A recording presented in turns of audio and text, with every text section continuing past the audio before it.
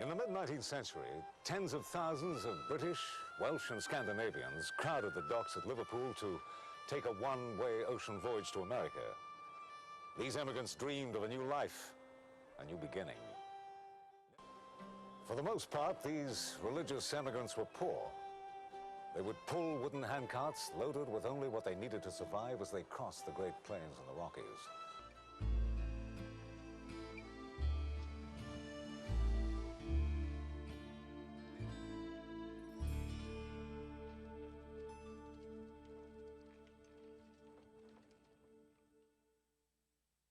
To travel the whole voyage at the cost of about £20 from Liverpool to the Salt Lake Valley, that would represent more than a year's salary for an individual.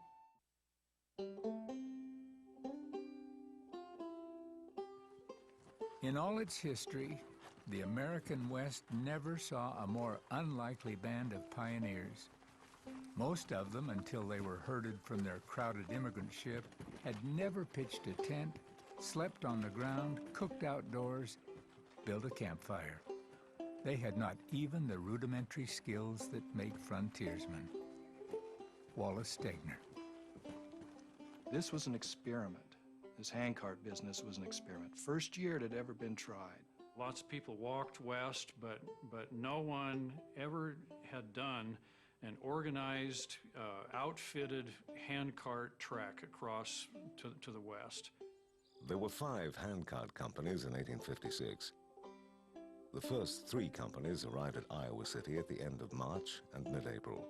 The first shiploads of immigrants that were using the handcart plan got to Iowa City. They just had to wait. Nothing was ready for them. And so any of the craftsmen that came across on these ships were immediately put to work in building handcarts. Completing construction of so many handcarts stalled the immigrants getting out on the trail. They finally left in June and arrived in the valley without serious incident late September and early October. But the last 2 companies, captained by James G. Willey and Edward Martin, were not so fortunate. July 24th. We have travelled upwards of 1,700 miles by railway to this place. For the last fortnight, we have been living in a tent. James Blake, Iowa City. The 3 handcart companies ahead of them had depleted the supplies of seasoned lumber in Iowa City, as had the building boom in the community. We expected to find these handcart vehicles already at hand on our arrival at Iowa City. Elizabeth Horrocks Jackson. Precious weeks passed before the handcarts and tents were completed. The first leg of the journey, 277 miles from Iowa City to Florence, Nebraska, took 4 weeks. Willie's company arrived August the 11th. Martin's on the 22nd. A few who had been to the valley were wary of travel so late in the season and urged wintering in Nebraska.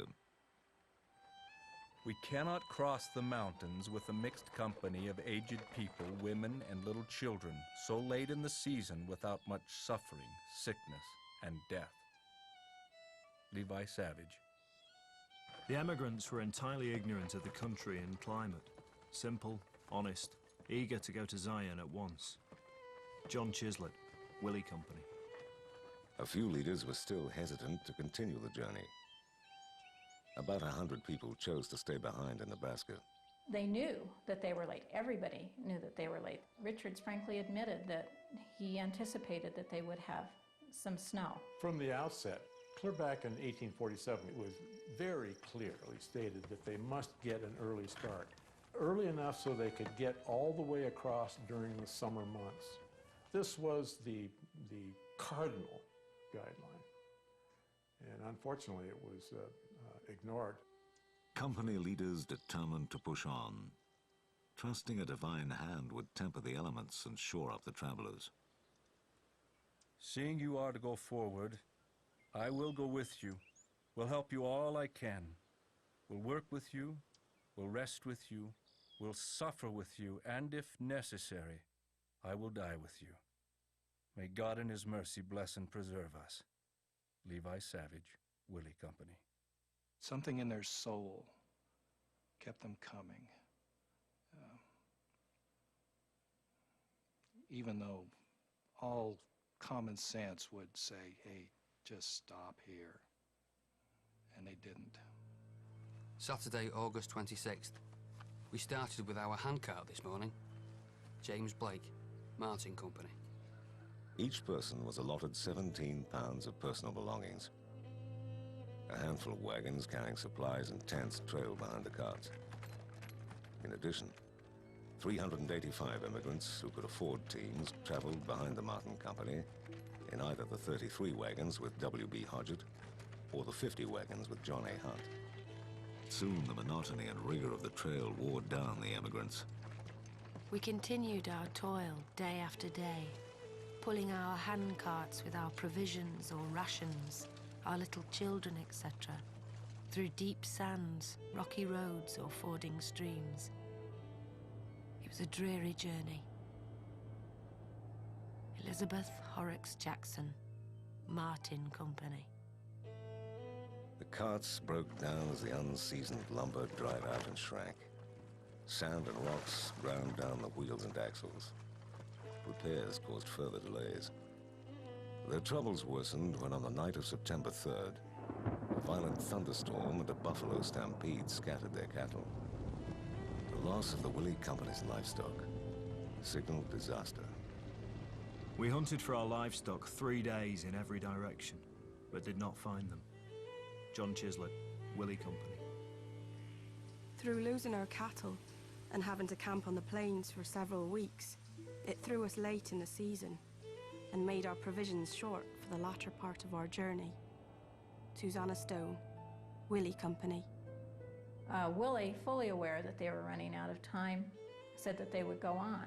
But they were definitely hampered by not having these animals. They had to hitch heifers and milk cows to their wagons just to keep moving. Their progress was slowed by at least a third, maybe almost in half. Now the Martin Company, when they left Florence, it was late enough in the year that, in my opinion, they were doomed from the beginning. September 8th. We travelled 18 miles over a very heavy road. No water in place. James Blake, Martin Company. Traveling fast in light wagons, Immigration Agent Franklin D. Richards and about a dozen returning missionaries passed the Martin and Willey Companies on the trail. Richards promised to send food and supplies from Salt Lake as soon as he arrived. By early September, the emigrants were beginning to run out of food. On September 30, we arrived at Fort Laramie, having necessarily expended considerable time in the repair of handcarts. John Chislett, Willey Company.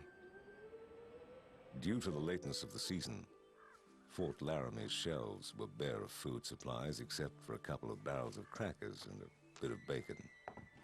October 8th. Our old people are nearly all failing fast. Levi Savage, Willey Company.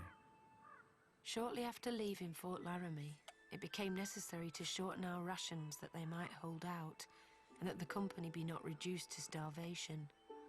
The reduction was repeated several times. We pushed ahead. Elizabeth Horrocks Jackson, Martin Company.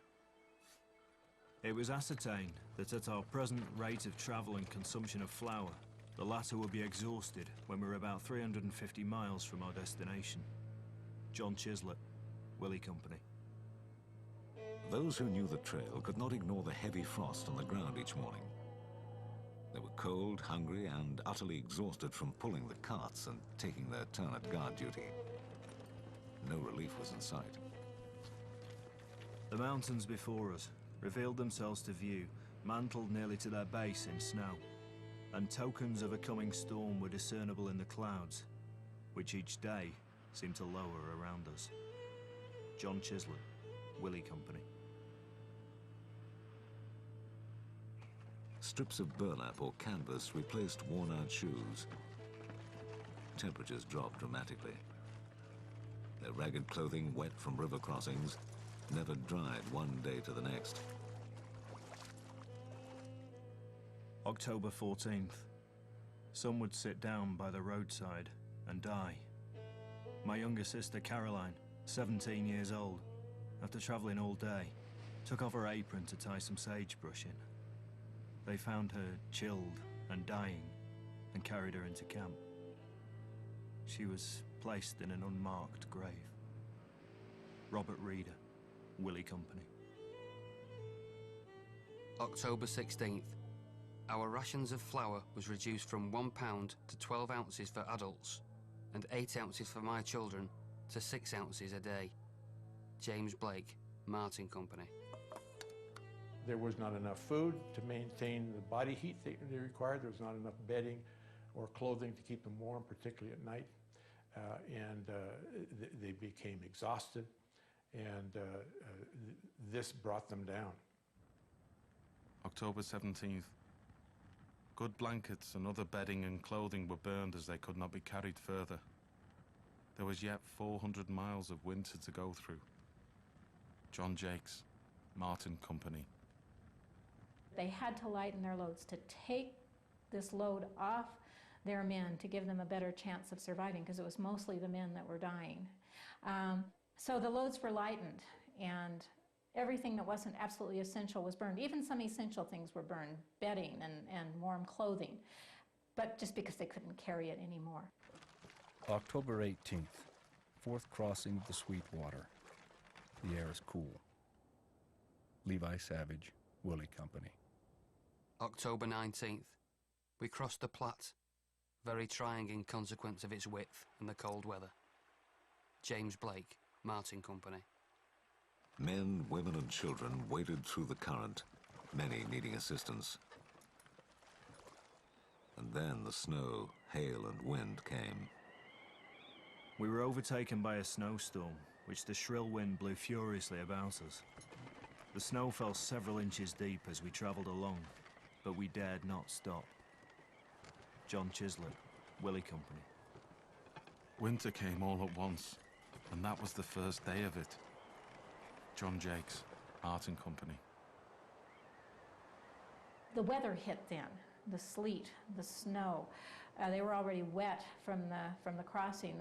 The wetness froze on their bodies, which is the worst thing that can happen in cold weather, is to be wet. And so that very first night we have a large number of deaths, but we don't know. We have some people saying that there were 14 the night after they had crossed. We had to travel in our wet clothes until we got to camp. Our clothing was nearly frozen on us. That night the ground was frozen so hard we were unable to drive any tent pins in, and the tent was wet. We stretched the tent open and got under it until morning. Patience Loader, Martin Company. I listened to hear my husband breathe. He lay so still. Put my hand on his body, when to my horror I discovered that my worst fears were confirmed.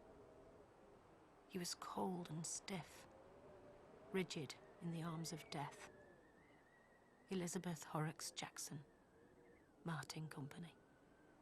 It was just cold, and cold can kill you, especially if you're trying to survive, and if you're a man trying to provide for your family.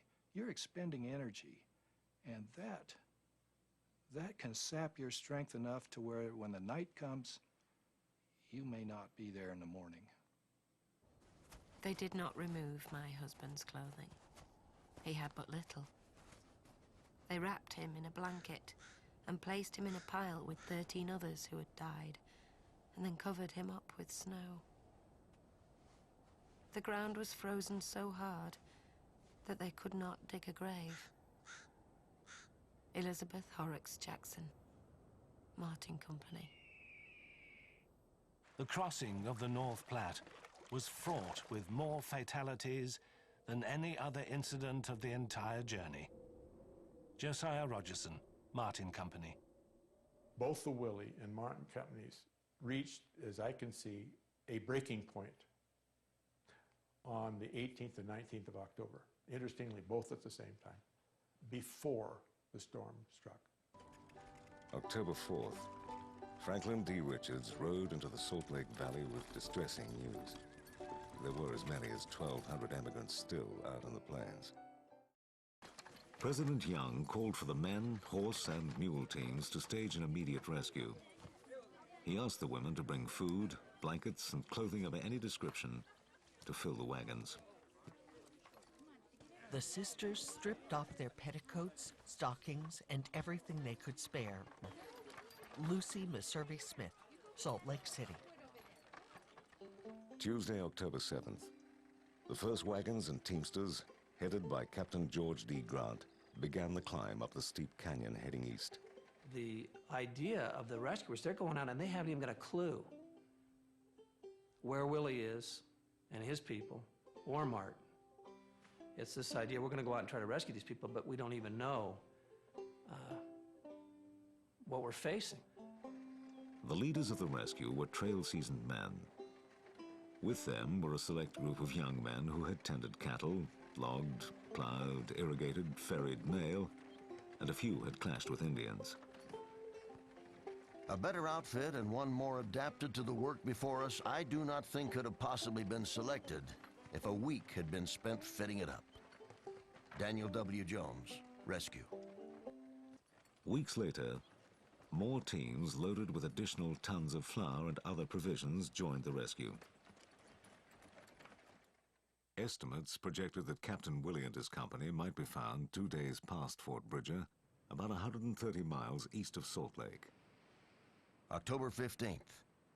Our hearts began to ache when we reached Green River, and yet no word of them. Daniel W. Jones, Rescue. The rescue party kept riding, bewildered that the Handcart companies were so far back on the trail. This relief party proceeded eastward as rapidly as possible, and in due time passed over the South Pass, the backbone of the continent. Harvey Clough, Rescue. October 18th. No sign of the Handcart companies. Captain Grant stationed Reddick Allwood, 11 men and 4 supply wagons at South Pass to restock the relief companies when they returned with the emigrants. He had earlier dispatched 4 express riders to find the 2 companies and assure them help was on its way. On horseback, the express riders could make more than 30 miles a day. As they continued on across southwestern Wyoming and then towards South Pass, the weather had held, but right around the South Pass area, we have the weather start falling apart. And just on the east side of South Pass, the rescue teams experience a terrible snowstorm, and they have to take shelter. The raging winter storm brought the rescuers and both Handcart companies to a standstill. The Willie Company on the Sweetwater and the Martin Company at the North Platte, more than 100 miles apart. The storm raged with increasing fury until it reached the capacity of a northern blizzard. Harvey Clough, Rescue.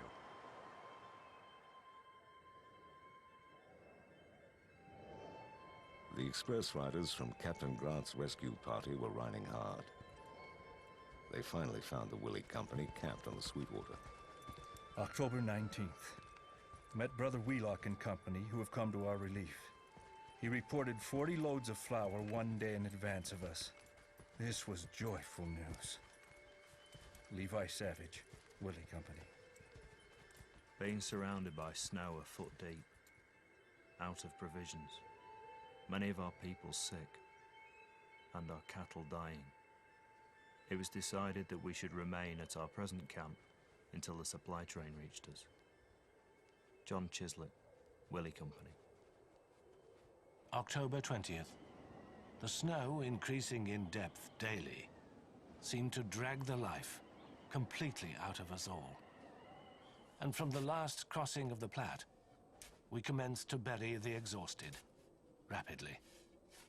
Josiah Rogerson, Martin Company. The express had found the Willie Company out of food and desperate. Such craving hunger I never saw before, and may God in his mercy spare me the sight again. John Chislett, Willie Company.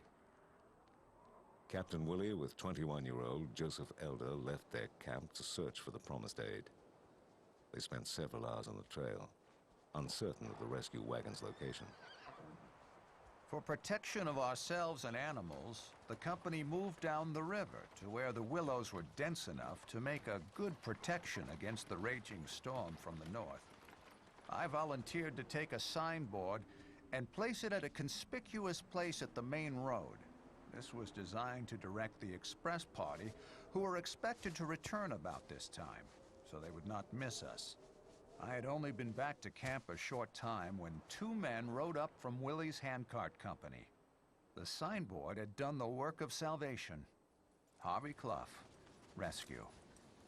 Joseph Elder and Captain Willie would have gone right past the rescuers. You can't see the trail from where the rescuers were. The report that they get from Captain Willie is that they have to get to these people, and so the very next day, they're on their way racing ahead to rescue the Willie Company. So that sign post on the road was definitely a lifesaver.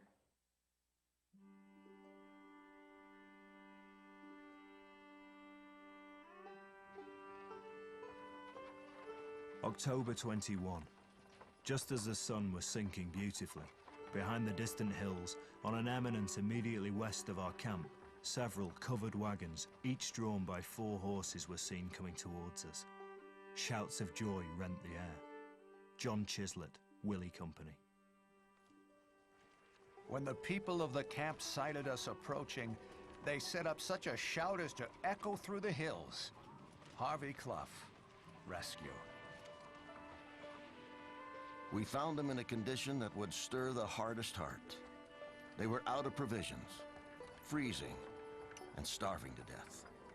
Daniel W. Jones, rescue.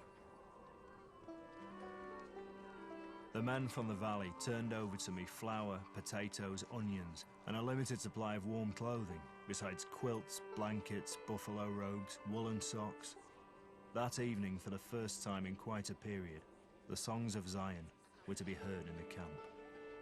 John Chislett, Willie Company. In my opinion, had the rescue not come when it did, within 48 hours of the storm on the 19th of October, the death would have begun to skyrocket. Our help came too late for some, and many died after our arrival. Daniel W. Jones, rescue. We know that many of them perished before the rescuers got there, and so their time was short. They probably could not have gone much more than a week before the rescuers got to them. A week or more, there's at least a possibility that everyone would have perished. There certainly would have been great catastrophe. The timing of the rescue is stunning.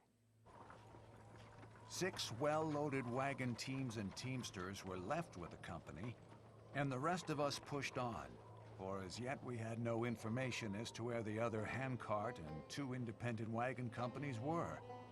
Harvey Clough, rescue. By now, the rescuers had been on the trail for weeks, and their own provisions were nearly gone. Having seen the sufferings of Brother Willie's company, we more fully realized the danger the others were in. Daniel W. Jones, rescue.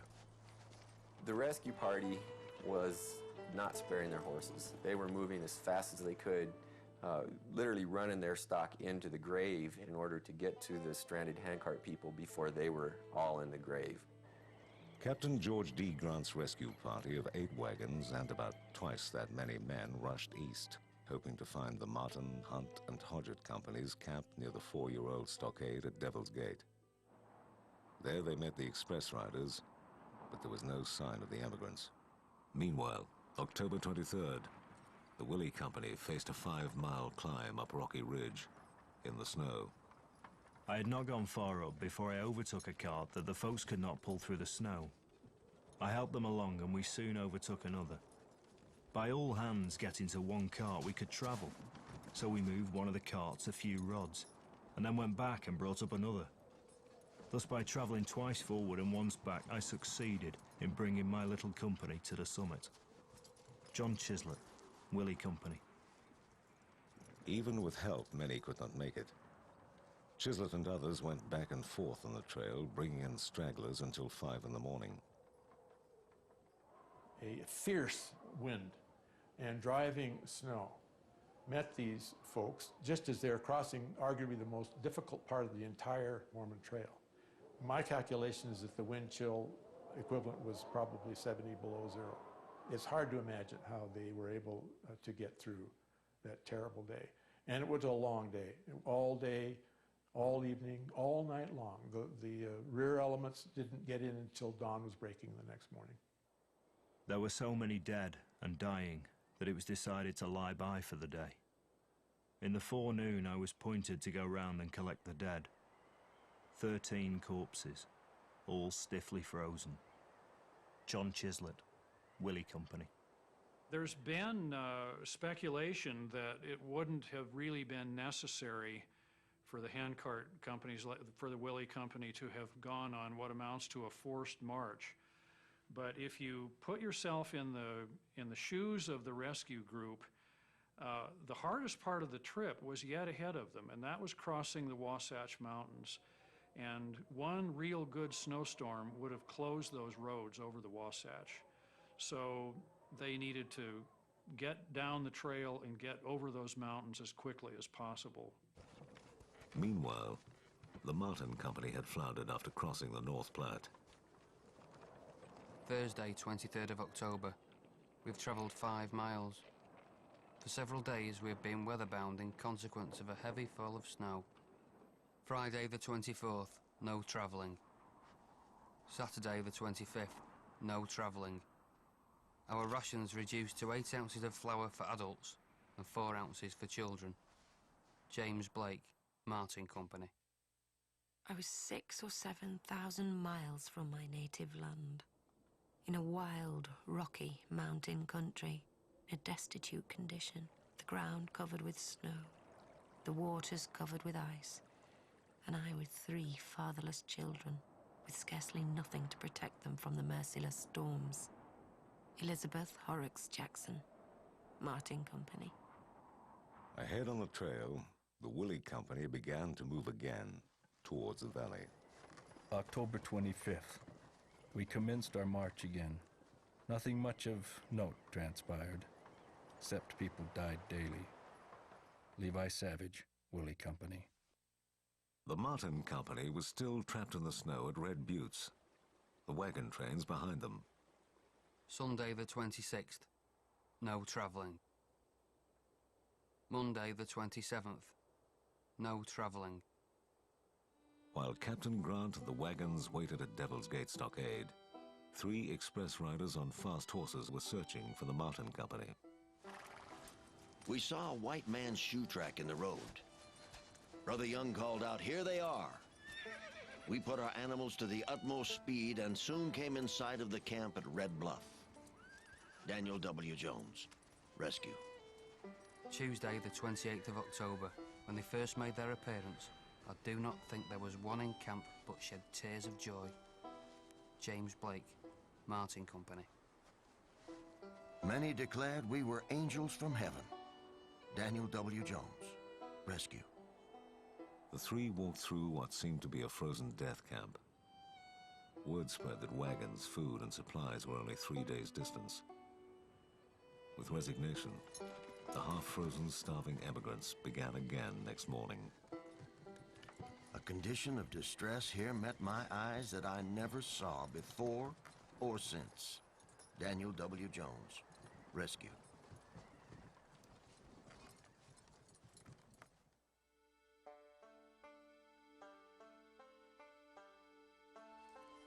The 3 express scouts, Joseph A. Young, Abel Garr, and Daniel W. Jones, began leading the suffering emigrants toward Devil's Gate and the waiting rescue wagons. The train was strung out for 3 or 4 miles. There were old men pulling and tugging their carts, sometimes loaded with a sick wife or children. Women pulling along sick husbands. Little children 6 to 8 years old struggling through the mud and snow. As night came, the mud would freeze to their clothes and feet. Daniel W. Jones, Rescue. They're dying on a daily basis. We don't know how many, but people are dying every day as they struggle 5, 6, 7, 10 miles a day trying to get to Devil's Gate. November the 1st. There was a foot or 18 inches of snow on the ground. As there were but 1 or 2 spades in camp, the emigrants had to shovel the snow with their frying pans or tin plates before they could pitch their tents. And the ground was frozen so hard that it was almost impossible to drive the tent pegs into it. John Jakes, Martin Company. The snow lay several inches deep upon the ground. The night was bitterly cold. I sat down on a rock with one child in my lap and on each side of me. In that condition I remained until morning. Elizabeth Horrocks Jackson, Martin Company. Captain Grant and the main rescue party moved east and met the last handcart train at Greasewood Creek, a day's ride from Devil's Gate. They dispensed supplies, inadequate for the numbers, but gratefully received. You can imagine between 500 and 600 men, women, and children, worn down by drawing handcarts through snow and mud, fainting by the wayside, falling, chilled by the cold. We have prayed without ceasing, and the blessing of God has been with us. Captain George D. Grant, Greasewood Creek. The rescuers began again, leading the Martin, Hunt, and Hodgett companies towards Devil's Gate. November the 2nd. We arrived at Devil's Gate that night to camp in the snow, which was deep and freezing. We found several big fires there and several log huts. John Jakes, Martin Company. Every room, nook, and corner was taken. Wagons and tents were filled to their utmost capacity. Harvey Clough, Rescue.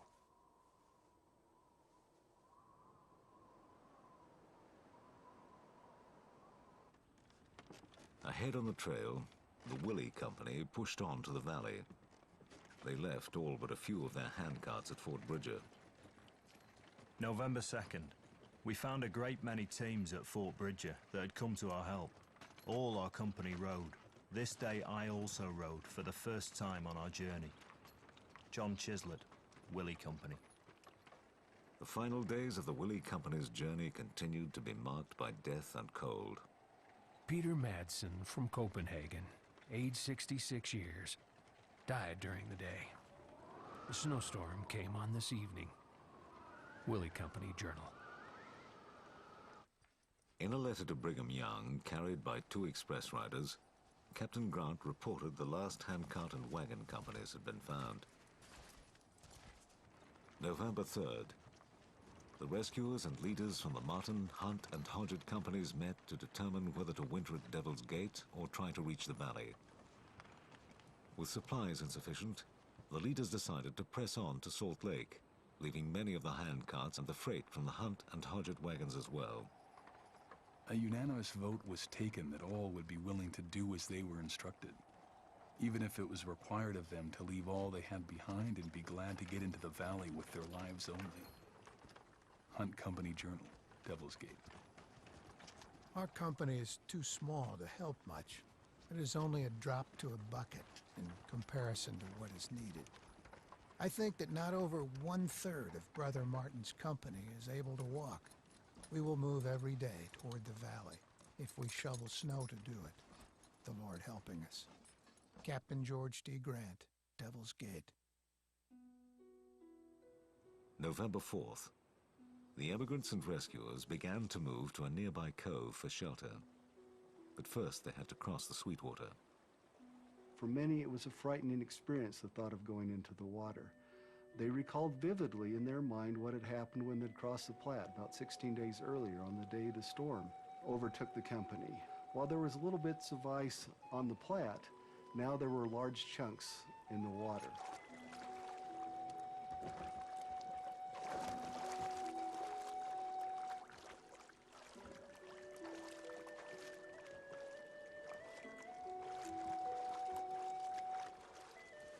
The crossing of the Sweetwater at this point was the worst river crossing of the expedition, and the last. The ice was 3 or 4 inches thick, Before the crossing was completed, the shades of evening were closing around, the coldest hour of the 24. Or at least it seemed to be so. John Jakes, Martin Company.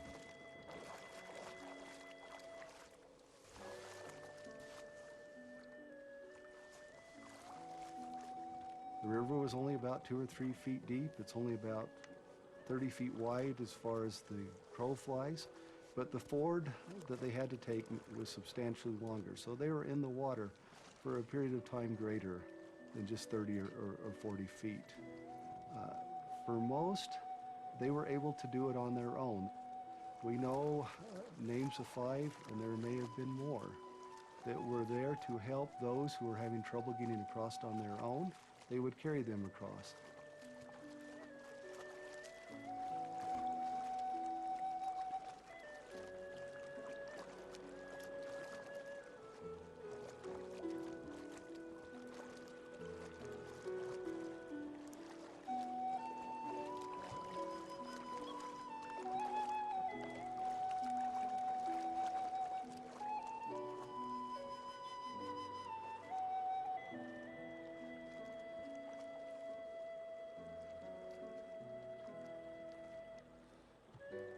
Our ration of flour was reduced to 4 ounces and 2 ounces for children, making £1 a day for the 6 of us. James Blake, Martin Company.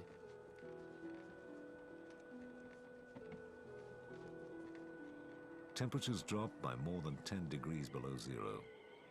For 5 days, they waited it out in a nearby cove, and they buried their dead. It was so cold that some of the company came near freezing to death. The sufferings of the people were fearful, and nothing but the power of a merciful God kept them from perishing. Elizabeth Horrocks Jackson, Martin Company.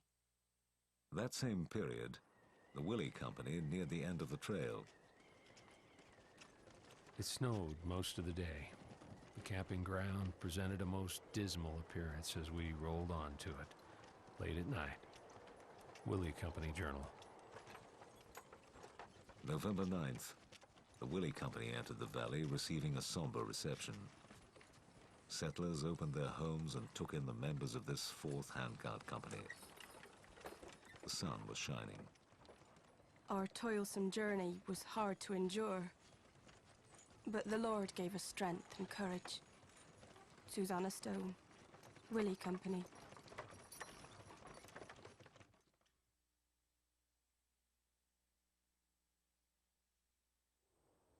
Back at Devil's Gate, Daniel W. Jones and 19 men were appointed to stay behind and guard the belongings unloaded from the Hunt and Hodgett wagon train. The wagons were now needed to help transport the Martin Company. There was not money enough on earth to have hired me to stay. But I remembered my assertion that any of us would stay if called upon. I could not back out. Daniel W. Jones, Rescue. Daniel W. Jones and his men stayed the winter, 5 months, living on very little, resorting to roasting rawhide to stay alive. Captain George D. Grant wanted the 20 left at Devil's Gate to sleep with one eye open and one leg out of bed, for there were devils, mountaineers, and Indians round about here. John Jakes, Martin Company. November 9th, the weather broke, and the desperate emigrants left the ravine and headed for the valley. The wagons carried the weak and ill. Still, most had to walk. Nearly all the handcarts had been left behind. James Blake, Martin Company. The great object now was to save as many of the people as possible. It was a trying time that day, leaving the ravine. One perplexing difficulty was to determine who should ride, for many must still walk. There was considerable crying of women and children, and perhaps a few of the men, whom the wagons could not accommodate with a ride. John Jakes, Martin Company. November 10th. Just before sunset, seasoned trail rider Ephraim Hanks, riding one horse and leading another laden with buffalo meat, rode toward the train. The starved forms and haggard countenances of the poor sufferers, as they moved about slowly shivering with cold, to prepare their scanty evening meal, was enough to touch the stoutest heart. Ephraim Hanks, rescue. There was no mitigation of the piercing, wintry cold. John Jakes, Martin Company. Many of the immigrants whose extremities were frozen lost their limbs.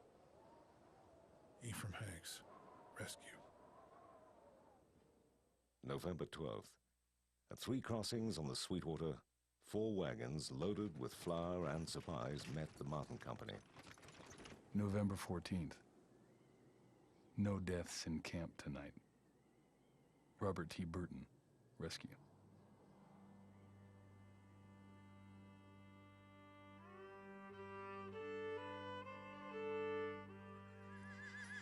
November 16th.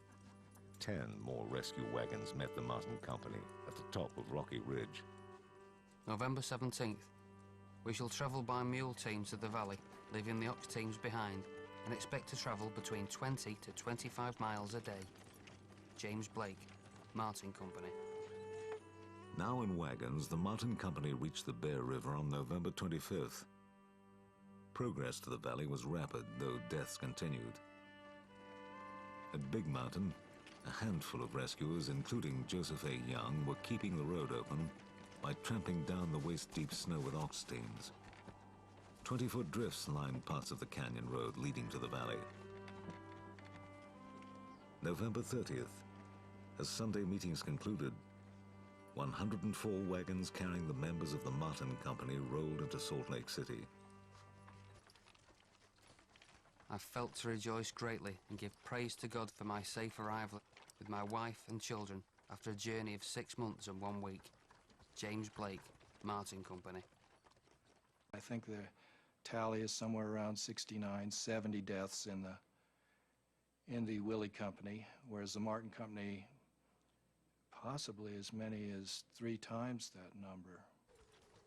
Relief teams carrying the Hunt and Hodgett companies straggled into the valley between December the 11th and 15th. Their arrival concluded the ordeal for some 1,200 emigrants. There's no doubting that it was the worst tragedy in the history of the Oregon Trail. The winter setting in at least a month early, and the mistake of starting us a month too late, are the main causes of that calamity.